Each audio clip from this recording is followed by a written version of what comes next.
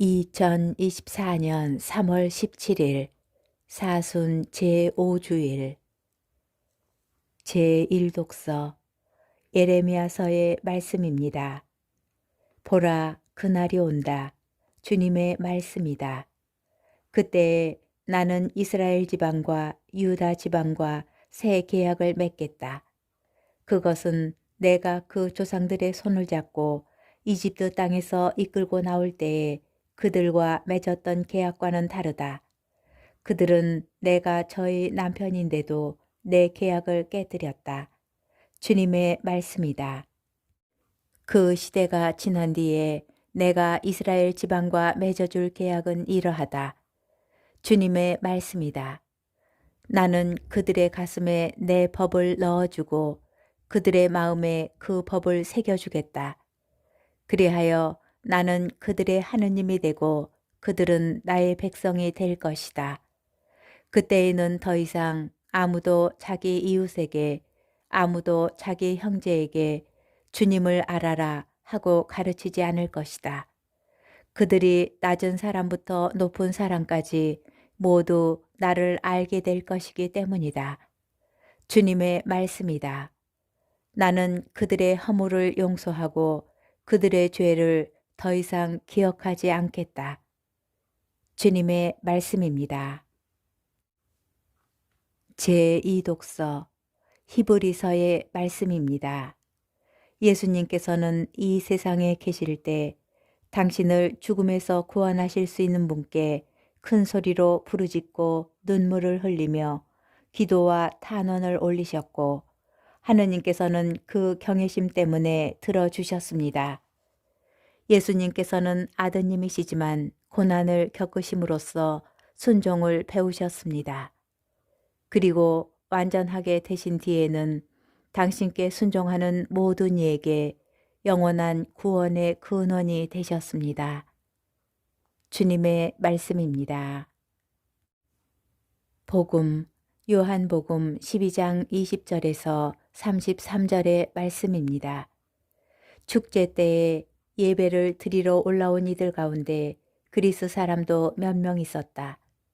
그들은 갈릴레아의 베사이다 출신 필립보에게 다가가 선생님, 예수님을 뵙고 싶습니다 하고 청하였다. 필립보가 안드레아에게 가서 말하고 안드레아와 필립보가 예수님께 가서 말씀드리자 예수님께서 그들에게 대답하셨다. 사람의 아들이 영광스럽게 될 때가 왔다. 내가 진실로 진실로 너희에게 말한다. 밀알 하나가 땅에 떨어져 죽지 않으면 한 알 그대로 남고 죽으면 많은 열매를 맺는다. 자기 목숨을 사랑하는 사람은 목숨을 잃을 것이고 이 세상에서 자기 목숨을 미워하는 사람은 영원한 생명에 이르도록 목숨을 간직할 것이다. 누구든지 나를 섬기려면 나를 따라야 한다. 내가 있는 곳에 나를 섬기는 사람도 함께 있을 것이다. 누구든지 나를 섬기면 아버지께서 그를 존중해 주실 것이다. 이제 제 마음이 산란합니다. 무슨 말씀을 드려야 합니까? 아버지, 이 때를 벗어나게 해 주십시오 하고 말할까요? 그러나 저는 바로 이 때를 위하여 온 것입니다. 아버지, 아버지의 이름을 영광스럽게 하십시오. 그러자 하늘에서 나는 이미 그것을 영광스럽게 하였고 또다시 영광스럽게 하겠다는 소리가 들려왔다. 그곳에 서 있다가 이 소리를 들은 군중은 천둥이 울렸다고 하였다. 그러나 천사가 저분에게 말하였다 하는 이들도 있었다. 예수님께서 이르셨다. 그 소리는 내가 아니라 너희를 위하여 내린 것이다. 이제 이 세상은 심판을 받는다.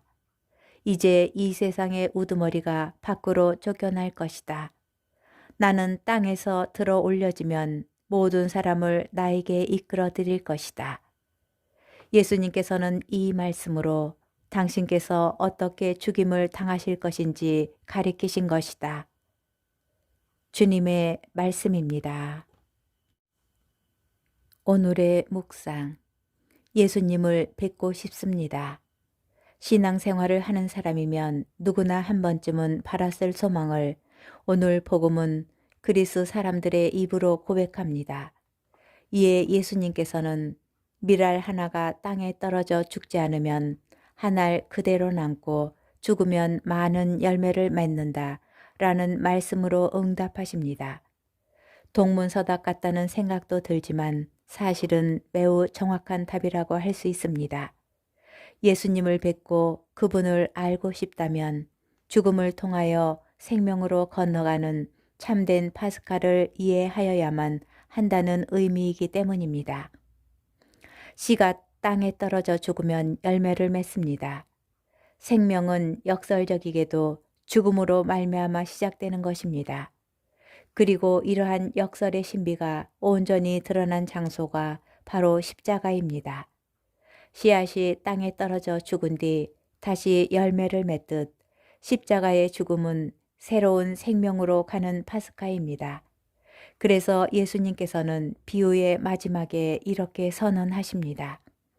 내가 땅에서 들어 올려지면 모든 사람을 나에게 이끌어 드릴 것이다.